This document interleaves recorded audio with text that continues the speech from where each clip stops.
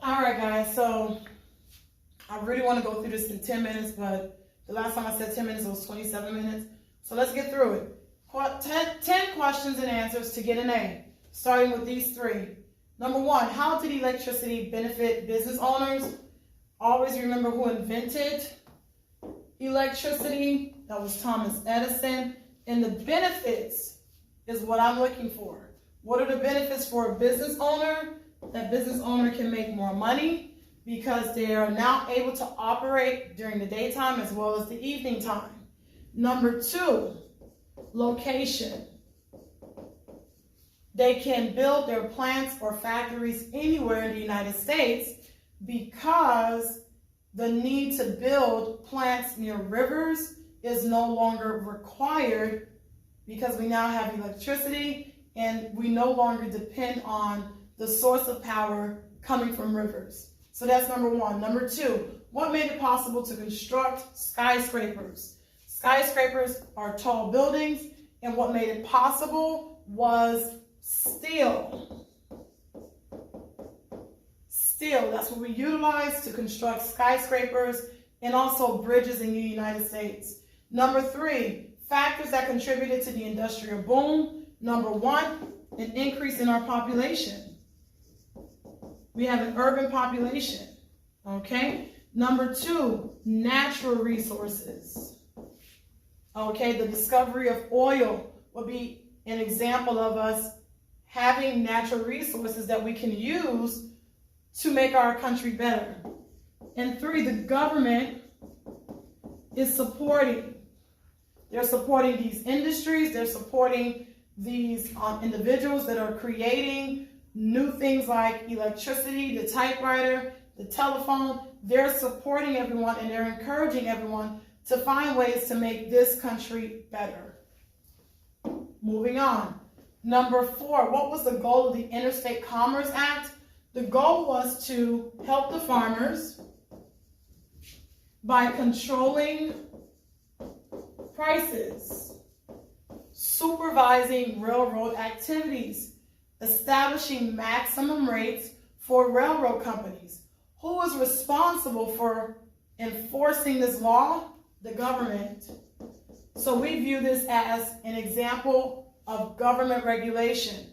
The ICA represents these hands, which would be the government, being hands-on. Number five, which industry established the use of standardized time in time zones? The railroad companies did that. We wanted to follow their times so we can make it on the train in time. Number six, what was the main purpose of the company called Credit Mobular? The main purpose was to funnel money to politicians. This was a scandal. This was done behind closed doors. By funneling money to politicians, individuals in charge of this company or CEOs, like the CEOs of Credit Mobular, was able to buy influence. Doesn't sound like much, but it will make a huge difference for many years to come. Influence is when you can basically convince someone to make decisions that only benefit you. 7, what is the benefit of social Darwinism? No, not benefit. Okay, what is the belief? Because that's what it is. It's just a belief. It's almost a matter of opinion. The belief is that, hey, the rewards that I have today, the success that I have today, is all due to my hard work. I work for it, so I'm going to enjoy it. Who believed in this way of thinking? Business moguls like Andrew Carnegie. Most important, why? They believed in this because they wanted to discourage government interference. If I work for everything that I have, why do I need the government interfering in it? In other words, Andrew Carnegie was more of a hands-off guy. Keep your hands out of my business. Someone was just on my door, it was creepy. All right, next. What is the difference between vertical and horizontal integration? Vertical is when the buyer consolidates with the supplier. Vertical is when the buyer consolidates with the supplier. Good example, Sprint consolidating with Samsung because Samsung makes the phone. Sprint uses the phone to provide the service. That is vertical. Horizontal is when one company making a product merges with another company making the same product. An example of that would be T-Mobile and Metro PCS.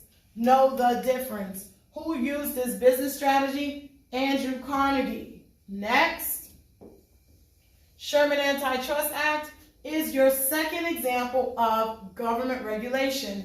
Hands are now on. Okay? What is the government hands on? Monopolies and trust companies. They're one and the same.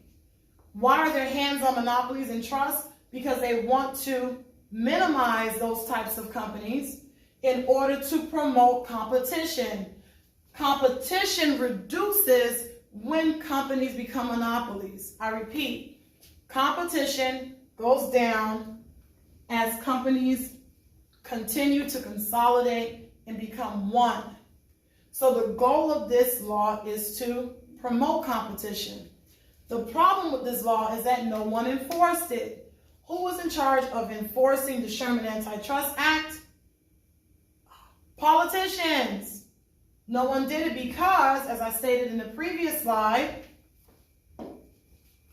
they were being influenced by business moguls like Andrew Carnegie.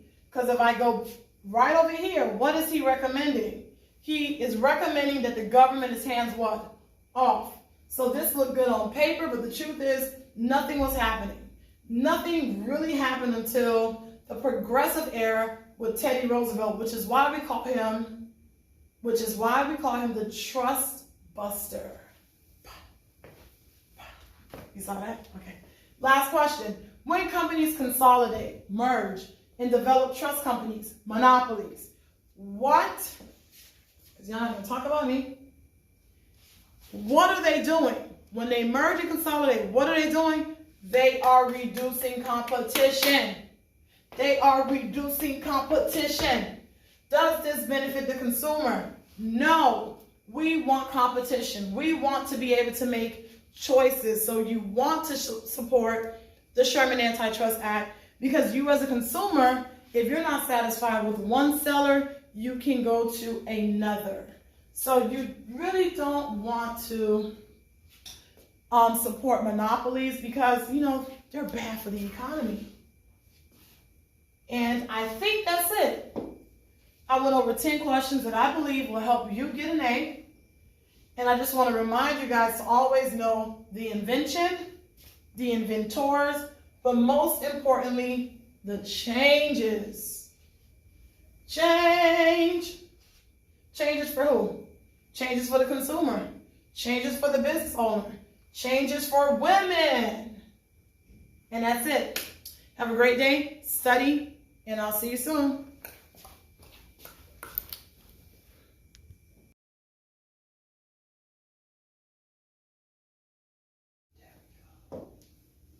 I just want to show you guys this study guide that is available on Canvas.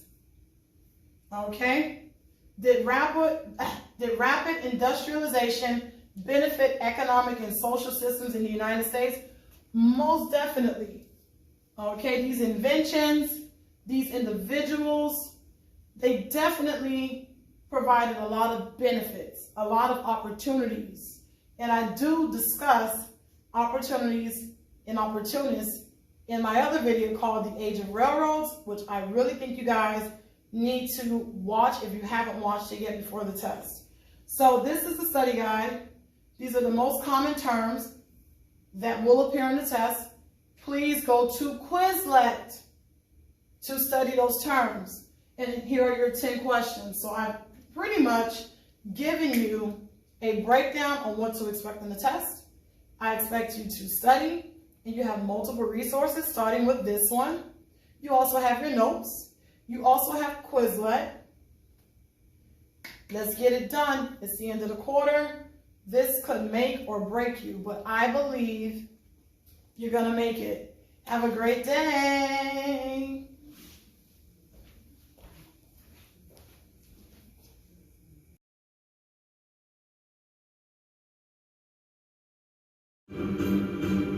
Cool.